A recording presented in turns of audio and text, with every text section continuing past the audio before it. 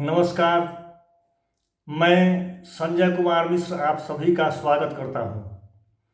आज का विषय बिंदु त्राटक भाग 2 है। बिंदु त्राटक में ध्यान देने योग्य बातें यह है कि यदि आपके आँखों में कोई परेशानी हो पहले से, तो उसका आप इलाज करा लें, उसके बाद ही त्राटक शुरू करें। या अभ्यास के क्रम में परेशानी आती हो तो अपने अभ्यास का परीक्षण करें, मूल्यांकन करें कि कहाँ गलती हो रही है और उस गलती में सुधार लाएं। यदि बीमार हो या कोई अन्य शारीरिक परेशानी हो तो पहले उससे निपटें।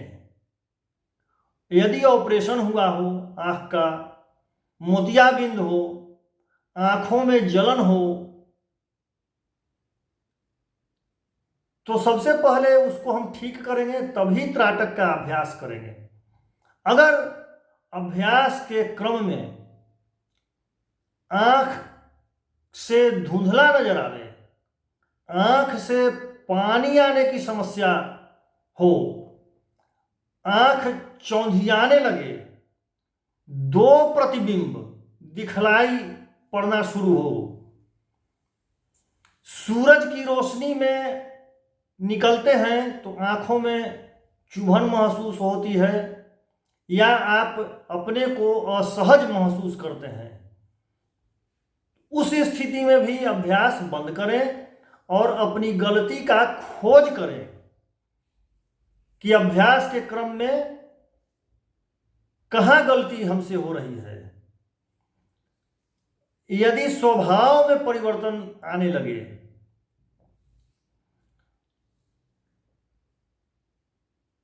किसी से बात करने का मन नहीं करे, आवश्यकता से अधिक शांत रहना शुरू कर दें, या फिर अपने ऊपर कंट्रोल नहीं हो, अकारण क्रोध आ जाए,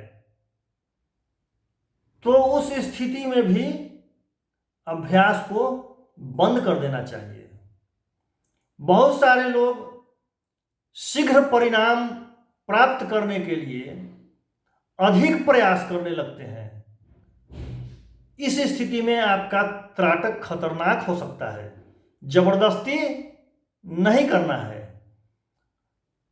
क्योंकि त्राटक में किसी एक बिंदु पर हम अपनी चित्त को रखते हैं, एकाग्र करते हैं।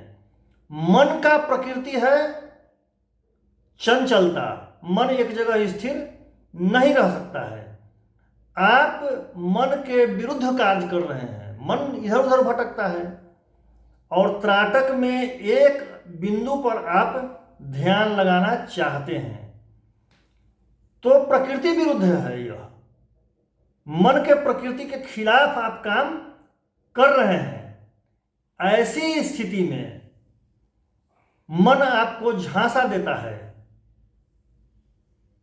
जबरदस्ती कराएगा, उल्टा पुल्टा कुछ होगा और आप अभ्यास बंद कर देंगे।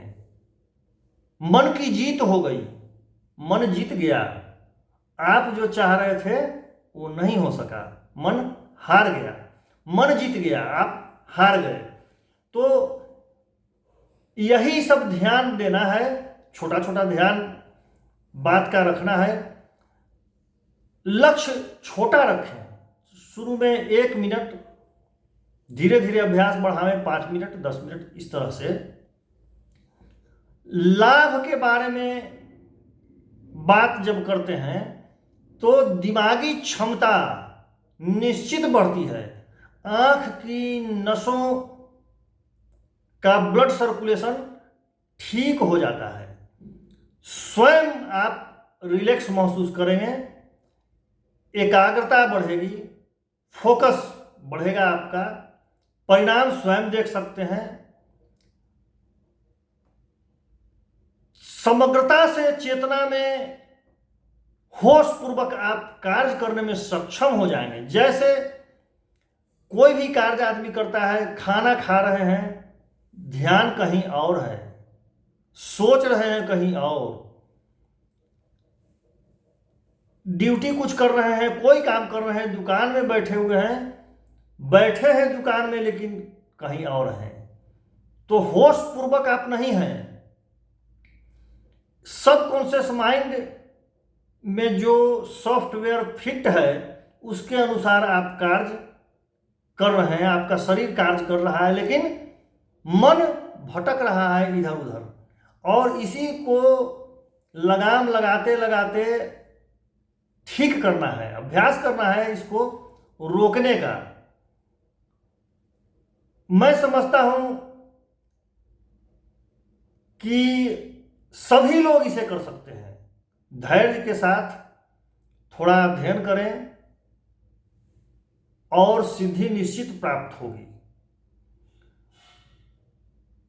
मेरा मानना है कि त्राटक के संदर्भ में जो उचित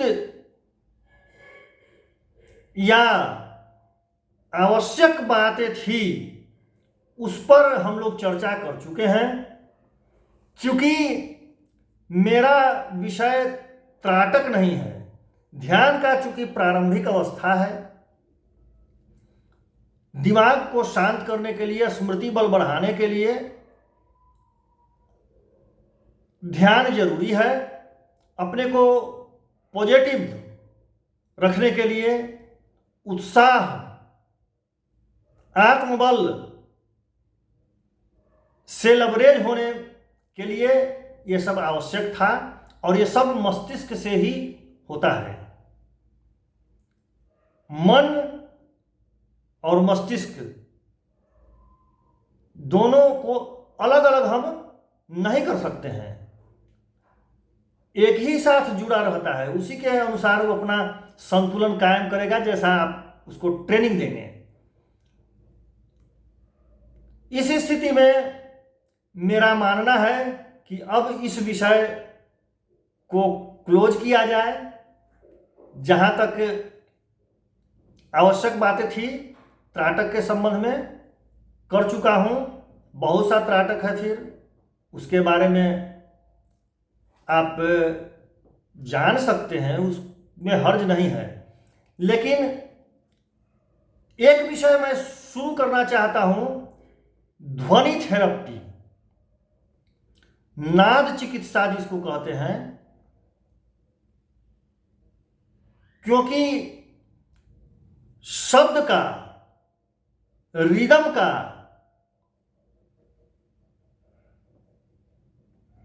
निश्चित ही प्रभाव दिमाग पर पड़ता है और उससे संबंधित है दिमाग। स्मृति बढ़ाने के लिए कौन सा साउंड कान में जाना चाहिए, कितना फ्रीक्वेंसी का साउंड जाना चाहिए, कर्कश आवाज का सुनेंगे, बहुत ज्यादा शोर वाला आवाज सुनेंगे तो उससे आपका स्मृति हानि होगा। कैसा सुनते हैं इस पर हम लोग चर्चा करेंगे। जैसे शास्त्रीय गाना वगैरह है, फिल्म में भी बहुत सा गाना है, राग रागनी में आबद्ध है, तो उस पर हम विस्तार से चर्चा अगले दिन से शुरू करते हैं।